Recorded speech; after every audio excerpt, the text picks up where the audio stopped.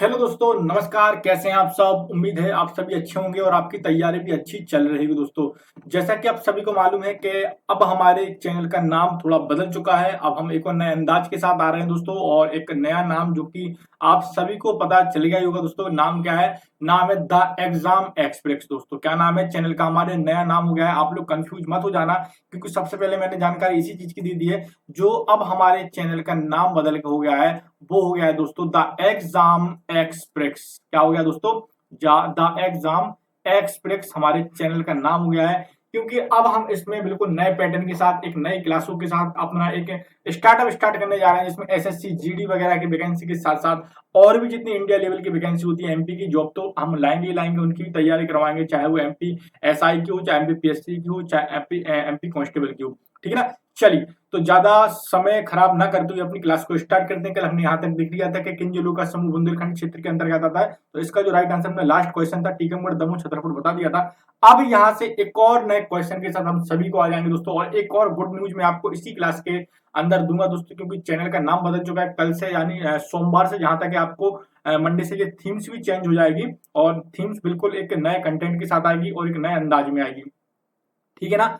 चलिए, तो क्वेश्चन क्या है दोस्तों? 109 नंबर का क्वेश्चन है, कौन सा जिला समूह मध्य प्रदेश में सर्वाधिक सरसों तिलहन का उत्पादन होता है दोस्तों? ठीक ना? चलिए, तो आपने क्वेश्चन क्या पूछा है, कौन सा जिला समूह मध्य प्रदेश में सर्वाधिक सरसों यानी तिलहन का उत्पादन करता है? ए ऑप्शन हो जाएगा भिंड मुरैना, और बी ऑप्शन हो जाएगा यहाँ पर हमारा सीहोर और भोपाल, सी हो जाएगा यहाँ पर हमारा सीधी सिंगरौली, और डी हो जाएगा हमारा खरगोन और खंडवा। आपको बताना मध्य प्रदेश का ऐसा कौन सा जिला है यहाँ पर सबसे ज्यादा तिलहन का उत्पादन होता है। ठीक है ना? चलिए, तो यहां पर मैं आपको बता दूं, इसका जो आंसर हो जाएगा, सभी को पता होना चाहिए वैसे तो। ठीक है ना? चलिए, तो मैं बता देता हूं, यहां पर इसका जो राइट आंसर हो जाएगा वह क्या हो जाएगा?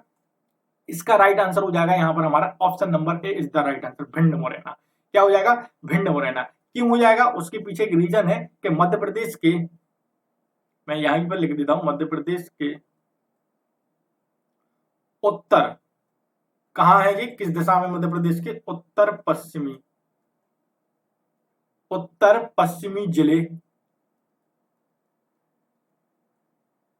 उत्तर पश्चिमी जिले जैसे कि भिंड। ठीक है ना? भिंड ऐसे भी लिख सकते हैं, भिंड, और भिंड के बाद मुरैना। ये जो दो जिले दिए हैं ऑप्शन में, हालांकि उस क्षेत्र में और भी हैं, ठीक ना, भिंड मुरैना वगैरह है, यहाँ पर बहुत सारे हैं उस लाइन में। भिंड मुरैना तिलहन उत्पादन में सबसे आगे। किसमें दोस्तों? तिलहन उत्पादन में, तिलहन उत्पादन में सबसे आगे हैं। क्लियर है? चलिए, तो क्वेश्चन पूरा हो गया, और मैंने आपको बताया क्वेश्चन के बीच में गुड न्यूज दूंगा आपको, जो कि आगे दूंगा। कौन सा जिला समूह मध्य प्रदेश में सर्वाधिक जो है सरसों तिलहन का उत्पादन करता है? तो हमारा भिंड मुरैना हो जाएगा। क्लियर है यहाँ तक? एनी क्वेश्चन किसी को? चलिए, और मैं आपको बता दूं, एसएससी जीडी का जो है कांस्टेबल का एक बैच लॉन्च होने जा रहा है, जो कि सोमवार से हो जाएगा जहां तक संभावना है, और सारे सब्जेक्ट की आपको तैयारी की जाएगी एसएससी जीडी की, और आने वाले समय में और भी तैयारी हम आपकी कराएंगे। एमपीएसआई का भी एक बैच बनने जा रहा है, कुछ ही दिनों बाद आपको सारे के सारे जो है क्लासेस बैचेस वगैरह के रिदम में मिल जाएंगे। और अब से चैनल का नाम मत भूलना आप लोग, चैनल का नाम हो गया है द एग्जाम एक्सप्रेस दोस्तों। ठीक है ना? चलिए, सभी को लिंक शेयर कर देना, क्योंकि क्या है, अभी चैनल सर्च में आता था, अब थोड़ा सा नीचे डाउन हो गया है, क्योंकि नाम मैंने चेंज कर दिया है इस वजह से। बाकी आप लोगों का सपोर्ट और सहयोग और प्यार दोनों चाहिए दोस्तों, थोड़ा सा सपोर्ट कीजिए, सपोर्ट की बहुत ज्यादा जरूरत है इस समय आप लोगों की। ठीक है ना? चलिए, तो क्वेश्चन क्या है, निम्न में से कौन सी नदी पश्चिम की ओर बहती है दोस्तों? कौन सी नदी पश्चिम की ओर बहती है? ए ऑप्शन हो जाएगा नर्मदा, बी ऑप्शन हो जाएगा गोदावरी, और डी ऑप्शन हो जाएगा गंगा, और डी हो जाएगा यमुना। आइए चलिए देखते हैं इसका राइट आंसर क्या हो जाएगा। आपको बताना है कौन सी नदी जो पश्चिम की ओर बहती है। ठीक है ना? चलिए, तो इसका राइट जो आंसर हो जाएगा वह क्या हो जाएगा, जल्दी से आप सभी को बताना। इसका राइट आंसर हो जाएगा, क्या हो जाएगा? Option number A is the right answer, Narmada. क्या हो जाएगा? नर्मदा। क्यों हो जाएगा, मैं आपको थोड़ा सा इसके बारे में डिटेल से आपको बता देता हूं, क्योंकि हर एक क्वेश्चन को विस्तार से जानेंगे, ताकि आपके मन में कोई भी कंफ्यूजन ना रह जाए। ठीक है ना? चलिए, तो मध्य प्रदेश जो नर्मदा नदी है दोस्तों, सबसे पहले नर्मदा के बारे में थोड़ा सा बता दें, आप सभी को पता होना चाहिए, नर्मदा मध्य प्रदेश की सबसे बड़ी नदी है दोस्तों। कौन सी? नर्मदा नदी मध्य प्रदेश की सबसे बड़ी नदी है। जो नर्मदा नदी निकलती कहां से? तो नर्मदा नदी अमरकंटक से निकलती है। कहां से निकलती है? अमरकंटक से निकलती है। ये तो सबको पता होगा। और नर्मदा मध्य प्रदेश की सबसे बड़ी नदी है। तो नर्मदा नदी जो है वह अमरकंटक से निकलकर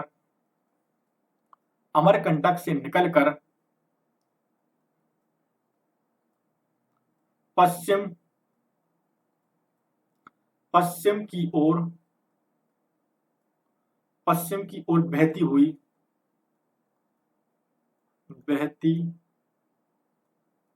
बहती हुई खंबात की खाड़ी में गिरती है। कहां पर गिरती है? खंबात की खाड़ी में गिरती है।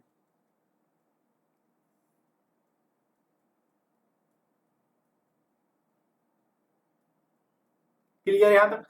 क्वेश्चन आपसे क्या पूछा गया था? क्वेश्चन था कि बताइए कौन सी नदी जो पश्चिम की ओर बहती है। तो नर्मदा नदी अमरकंटक से निकलकर पश्चिम की ओर बहती हुई गुजरात के खंबात की खाड़ी में गिरती है। और मैं आपको एक चीज और बता दूं, नर्मदा नदी मध्य प्रदेश की सबसे बड़ी नदी है। कौन सी? नर्मदा नदी। और जो इसकी लंबाई कितनी है मध्य प्रदेश में? 1077 किलोमीटर बहती है ना मध्य प्रदेश में, याद रखिए। कुल लंबाई तो और भी ज्यादा है, 1300 कुछ है, ठीक ना। चलिए, लेकिन मध्य प्रदेश में 1077 किलोमीटर की है। आपको एक और चीज में नदियों के बारे में बहुत जानकारी देता हूं कि दूसरी सबसे बड़ी नदी कौन सी है मध्य प्रदेश की? पहली तो सबको पता है। तो दूसरी सबसे बड़ी नदी मध्य प्रदेश की हमारी चंबल नदी है, जिसकी लंबाई 965 किलोमीटर है।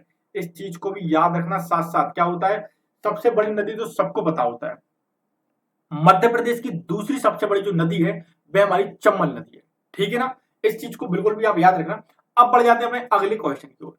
एंड अगला क्वेश्चन क्या है? क्वेश्चन हमारे भारत में सबसे बड़ा बौद्ध स्तूप कहां पर स्थित है? यहाँ पर कहां पर स्थित है? ठीक है। भारत में सबसे बड़ा बौद्ध जो स्तूप है वह कहां पर स्थित है? ए ऑप्शन हो जाएगा यहाँ पर हमारा सारनाथ, बी ऑप्शन हो जाएगा यहाँ पर हमारा सांची का स्तूप, और डी ऑप्शन हो जाएगा, सी ऑप्शन हो जाएगा गया, और डी हो जाएगा अजंता। ठीक है ना? सभी को राइट आंसर देने की कोशिश करना है इसका। और मैं आपको बता देता हूं, इसका जो राइट जो आंसर हो जाएगा वह क्या हो जाएगा? ऑप्शन नंबर कौन सा हो जाएगा? सबको पता होना चाहिए कि बिल्कुल इंपॉर्टेंट क्वेश्चन है। Option number B is the right answer, Sanchi का स्तूप। भारत में सबसे बड़ा जो बौद्ध स्तूप है वह कहां पर है? तो वह हमारा सांची का स्तूप है। और मैं इसके बारे में थोड़ा सा अगर आपको विस्तार से बताना चाहता हूं, क्योंकि एग्जाम में आते हैं यहां से क्वेश्चन। तो अशोक के काल के निर्मित, कब किसके काल में निर्मित हुए थे? तो अशोक के काल में निर्मित, अशोक के काल में निर्मित सांची भारत का सबसे बड़ा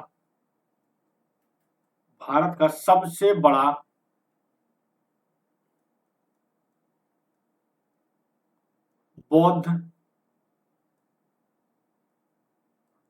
स्तूप है। क्या है? बौद्ध स्तूप है। और यह आपको पता है कहां पर है? तो यह मध्य प्रदेश के ये कहां पर है? एक सेकंड, यह मध्य प्रदेश के, थोड़ा सा इसका कलर चेंज करना चाह रहा हूं मैं। तो यह मध्य प्रदेश के रायसेन जिले में है। कहां पर है? रायसेन जिले में स्थित है। ठीक है ना? क्लियर हो गया ये? तो मैंने आपको क्या बताया था, ये मध्य प्रदेश के रायसेन जिले में स्थित है। और मैंने आपको एक और चीज इसके बारे में बताई थी कि ये अशोक के काल में निर्मित है। और मुख्य स्तूप का जो व्यास है दोस्तों, मैं आपको बता दूं, मुख्य स्तूप का व्यास कितना है? 40 मीटर है। कितना है दोस्तों? 40 मीटर है। तथा ऊंचाई कितनी है? ऊंचाई है 1650 मीटर है। क्लियर है यहां तक? एनी क्वेश्चन किसी को? कोई दिक्कत तो नहीं किसी को? चलिए, तो मैंने आपको क्या बताया था इसके बारे में? मैंने बताया था भारत का सबसे बड़ा जो बौद्ध स्तूप है वह अशोक के काल में निर्मित, भारत का सबसे बड़ा स्तूप मध्य प्रदेश के रायसेन जिले में स्थित है। और इस जो मुख्य जो स्तूप का व्यास है, ठीक है ना, वह कितना है? 40 मीटर है। तथा ऊंचाई कितनी है इसकी? तो ऊंचाई इसकी 1650 मीटर है। क्लियर है यहां तक? कोई दिक्कत, कोई क्वेश्चन तो नहीं किसी को? चलिए, अब हम बढ़ जाते हैं अपने अगले क्वेश्चन को। एंड अगला क्वेश्चन क्या है, सभी को बताना है, ठीक है ना। 112 नंबर का क्वेश्चन क्या कहता है, मध्य प्रदेश उच्च न्यायालय की स्थापना कहाँ की गई है, ठीक है ना। मध्य प्रदेश उच्च न्यायालय की स्थापना कहाँ की गई है। ऑप्शन नंबर ए हो जाएगा भोपाल, बी ऑप्शन हो जाएगा हमारा इंदौर, सी हो जाएगा हमारा जबलपुर और डी हो जाएगा हमारा ग्वालियर। चलिए, तो सभी को इसका राइट आंसर देने की कोशिश करना है और देखते हैं सबसे पहले कौन इसका राइट आंसर देता है। देखिए, इसका जो राइट आंसर है, मध्य प्रदेश उच्च न्यायालय की स्थापना कहां पर की गई थी, तो जबलपुर में की गई थी। कहां पर की गई थी, मैं यहां पर लिख देता हूं, जबलपुर में की गई थी, ठीक है ना। अब ये क्वेश्चन का आंसर तो आपको मिल गया कि मध्य प्रदेश उच्च न्यायालय की स्थापना कहां पर की गई थी, जबलपुर में की गई थी। लेकिन आपको पता होना चाहिए कि इसकी दो खंडपीठ थी। कौन कौन सी थी, एक हमारी ग्वालियर में स्थित है, इसकी दो खंडपीठ है, जो कि एक ग्वालियर में स्थित है, वर्तमान समय की बात कर रहा हूं, और एक कहां पर है हमारी, तो एक हमारी इंदौर में है, जो कि कार्यरत है। एक प्रस्तावित है जिस पर काम बहुत तेजी के साथ चल रहा है, जो कि भोपाल में बनने जा रहा है। क्लियर है, ये याद रखना आप लोग, क्योंकि ये क्वेश्चन आ सकता है कि बताइए एक और खंडपीठ जो प्रस्तावित है मध्य प्रदेश उच्च न्यायालय की, वे कहां पर बनने जा रही है, तो वे भोपाल में बनने जा रही है। मैं आपको बता दूं, मध्य प्रदेश उच्च न्यायालय जो है जबलपुर में स्थित है, दो खंडपीठ है, ग्वालियर, एक इंदौर, एक भोपाल प्रस्तावित है। और मैं आपको बता दूं, न्याय की राजधानी के नाम से भी जबलपुर को जाना जाता है, संस्कार की राजधानी के नाम से भी जबलपुर को जाना जाता है, संगमरमर की नगरी के नाम से भी जबलपुर को जाना जाता है। इतने सारे नामों से जबलपुर को जाना जाता है। अब मैं आपको एक और इन्फॉर्मेशन जो गुड न्यूज देने वाला था, वो ये है दोस्तों, कि अब जितनी भी पीडीएफ जो हम आपको पढ़ा रहे हैं, चाहे वो एमपी जीके की हो, चाहे वो मैथ की हो, चाहे वो रीजनिंग की हो, चाहे वो साइंस की हो, चाहे वो किसी भी सब्जेक्ट की पीडीएफ क्यों ना हो, किसी भी क्लास की क्यों ना हो, सारे सॉल्व जो क्वेश्चन है पीडीएफ में होंगे। अब वह सभी आपको डेली प्रतिदिन मिलेगी। वो कैसे मिलेगी, वो ऐसे मिलेगी कि डिस्क्रिप्शन में मैं आपको एक नंबर दे रहा हूं व्हाट्सएप का, आप उस ग्रुप से जुड़ने के लिए आप अपना व्हाट्सएप नंबर पे मैसेज कर सकते हैं, अपना पूरा नाम और जिले का नाम। हम आपको अपने official YouTube channel the exam expert से ऐड कर लेंगे। इसके साथ साथ आपको प्रतिदिन इनकी पीडीएफ के साथ साथ आपको सॉल्व मैथ के क्वेश्चन मिलेंगे, सॉल्व जो आ रहे हैं प्रीवियस ईयर क्वेश्चन। इसके साथ साथ रीजनिंग के क्वेश्चन भी आपको जो सॉल्व होंगे क्लास में, वो भी आपको वहां पर समझने के लिए मिलेंगे। इसके साथ साथ जॉब की अपडेट्स वगैरह हुई, और जो पैटर्न चेंज आ रहे हैं, जो जॉब्स वगैरह आ रही हैं, और जितने फॉर्म डल रहे हैं, सभी आपको इन्फॉर्मेशन हमारे ग्रुप पर मिल जाएंगे। इसके साथ साथ हम आपको इंस्टाग्राम की लिंक भी अब जल्द से जल्द आपको प्रोवाइड कराने वाले हैं, और जहां तक संभव है कि आज या कल या मंडे से हर हालत में आपको ये सुविधा प्राप्त होने लगेगी। अगर आपको भी इन क्वेश्चनों की पीडीएफ चाहिए, क्योंकि ये क्वेश्चन बहुत ज्यादा इंपॉर्टेंट है, ये आपके प्रीवियस ईयर के क्वेश्चन है, और कुछ प्रैक्टिस सेट के क्वेश्चन भी हमने इसमें इंक्लूड किए हैं। तो अगर आपको इसको चाहना है, तो प्लीज दोस्तों, सबसे पहले तो आप हमारे चैनल को सब्सक्राइब कीजिए, बेल आइकन को ऑन कीजिए, ताकि क्लास का नोटिफिकेशन सबसे पहले आपके पास पहुंचे। चलिए, अब बढ़ जाते हैं अपने अगले क्वेश्चन की ओर। अगला क्वेश्चन क्या है, और देखिए याद रखिए, सारी क्लासेस जितनी अगली एमपी जीके क्लास नहीं, जितनी भी क्लासेस, सब में यही पैटर्न रहेगा, आपको पीडीएफ डेली प्रतिदिन मिलेगी। बस सहयोग इतना सा है दोस्तों, कि आपको हमको सपोर्ट करना है, चैनल को सब्सक्राइब करना है, बेल आइकन को ऑन करना है, ताकि क्लास का नोटिफिकेशन सबसे पहले आप सभी के पास पहुंच जाए, ठीक है ना। चलिए, तो मध्य प्रदेश में खेसरी दाल यानी लिथाइरस सेटावाइस पर प्रतिबंध है, क्योंकि इसका कुप्रभाव निम्नलिखित में से किस पर होता है। तो एक क्वेश्चन आ गया है ये हमारा, ठीक है, साइंस का एक क्वेश्चन आ गया, चलिए देखते हैं। चलिए, तो इसका राइट आंसर मैं आपको डायरेक्ट बताने वाला था, लेकिन इसको थोड़ा सा स्किप करूंगा मैं, क्योंकि क्वेश्चन में थोड़ी सी मिस्टेक है, और डायरेक्ट मैं 114 नंबर का क्वेश्चन देखने के लिए जा रहा हूं यहाँ पर। चलिए, ठीक है ना, चलिए, क्योंकि मध्य प्रदेश के क्वेश्चन हम आपको बढ़ा रहे हैं अभी। तो 114 नंबर का क्वेश्चन हो जाएगा, चक्रधर फेलोशिप किसके लिए दी जाती है दोस्तों, ठीक है ना। याद रखिए, सारे के सारे मध्य प्रदेश की हैं। तो देखिए, चक्रधर जो फेलोशिप है किसके लिए दी जाती है, तो ए ऑप्शन हो जाएगा यहाँ पर हमारा लोक कला, बी ऑप्शन हो जाएगा यहाँ पर हमारा शास्त्रीय संगीत, सी हो जाएगा साहित्यिक आलोचना, डी हो जाएगा शास्त्रीय नृत्य कला, ठीक है ना। चलिए, तो यहाँ पर देखिए दोस्तों, इसका जो राइट जो आंसर हो जाएगा, वे क्या हो जाएगा दोस्तों, आप सभी को पता होना चाहिए इसका राइट आंसर क्या हो जाएगा। तो इसका जो राइट आंसर हो जाएगा, वो हो जाएगा हमारा शास्त्रीय नृत्य कला दोस्तों। क्या हो जाएगा, शास्त्रीय, ठीक है, हाँ, शास्त्रीय नृत्य कला, ठीक है ना, यानी हमारा D option is the right answer हो जाएगा। यानी चक्रधर जो फेलोशिप दी जाती है, वो शास्त्रीय नृत्य कला के लिए दी जाती है। और मैं आपको बता दूं थोड़ा सा इसके बारे में, कि मध्य प्रदेश सरकार द्वारा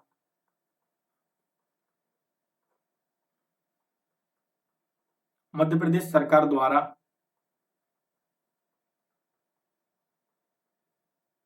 शास्त्रीय नृत्य कलाओं हेतु चक्रधर, क्या नाम है, Chakradhar fellowship, fellowship, Chakradhar fellowship दी जाती है।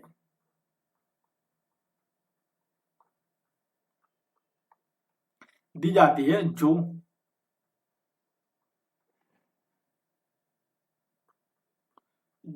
1,000 रुपए, 1,000 रुपए मासिक दी जाती है। क्लियर है यहां तक, कोई क्वेश्चन नहीं। तो क्वेश्चन क्या पूछा गया था कि चक्रधर फेलोशिप है वे किसके लिए दी जाती है। तो चक्रधर फेलोशिप जो है वह शास्त्रीय नृत्य कला के क्षेत्र में दी जाती है, और आपको बता दें मध्य प्रदेश सरकार द्वारा ये दी जाती है। इसके साथ साथ 1,000 रुपए की मासिक राशि भी दी जाती है।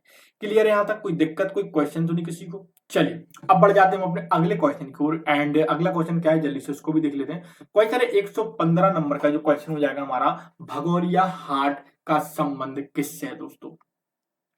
कई बार एग्जाम में ये क्वेश्चन पूछा जा चुका है और बहुत चर्चित भी है ये, भगोरिया हाट का संबंध किससे है, ठीक है ना। चलिए तो इसके बारे में हम जान लेते हैं। सबसे पहले ए ऑप्शन हो जाएगा रायगढ़, बी ऑप्शन हो जाएगा डिंडोरी तहसील, सी ऑप्शन हो जाएगा यहाँ पर हमारा झाबुआ, डी हो जाएगा हमारा अलीराजपुर। आपको बताना है कि जो भगोरिया हाट का संबंध है किस क्षेत्र से है, ठीक है ना। चलिए तो सबसे पहले क्या करेंगे, इसका राइट आंसर टिक करने की कोशिश करेंगे, ठीक है ना। चलिए तो इसका राइट आंसर क्या हो जाएगा मैं आपको बता देता हूं। तो इसका राइट आंसर होगा option number C is the right answer, Jhabua. कहां पर होता है ये, तो ये हाट जो होता है तो झाबुआ में होता है। इसके बारे में मैं विस्तार से आपको बताने वाला हूं कि जो भील होता है ना, भील जनजाति, भील जनजाति, भील जनजाति के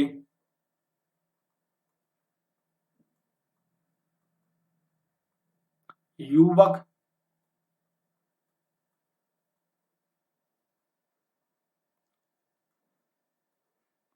युवतियों का यह उत्सव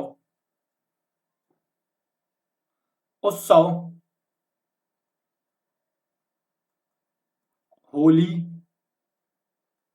के आसपास झाबुआ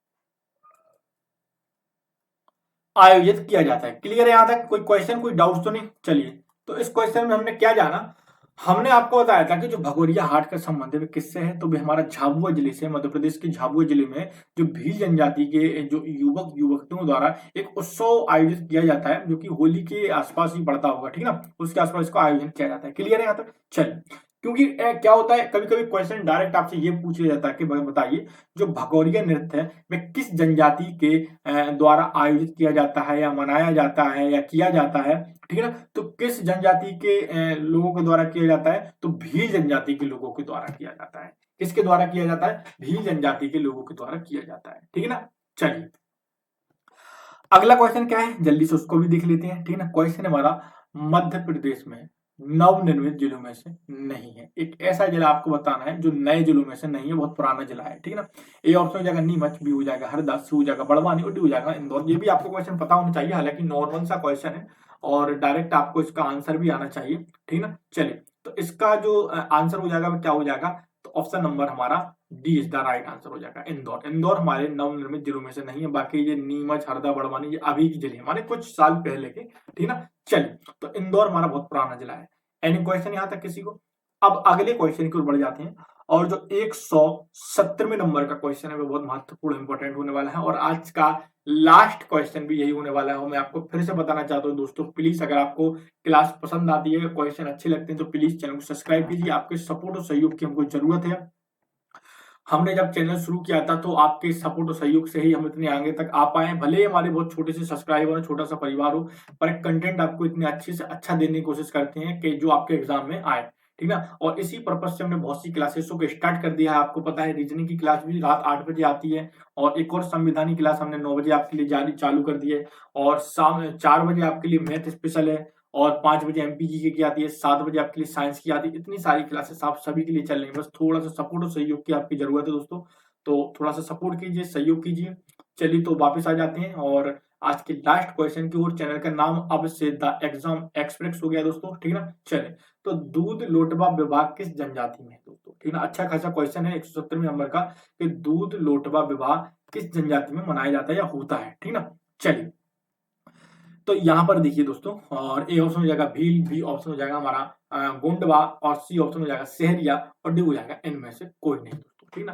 लेकिन जो दूध लोटवा विवाह की जो प्रथा है वो किस जनजाति में मनाई जाती है, तो गोंड मनाई जाती है। किसमें मनाई जाती है, गोंडवा यानी गोंड जनजाति में मनाई जाती है। क्लियर है यहाँ तक। चलिए अब मैं आपको इसके बारे में बता देता हूँ। जो गोंडवा जनजाति है, गोंडवा जनजाति,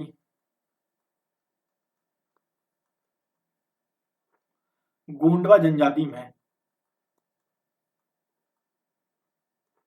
दूध लोटवा विवाह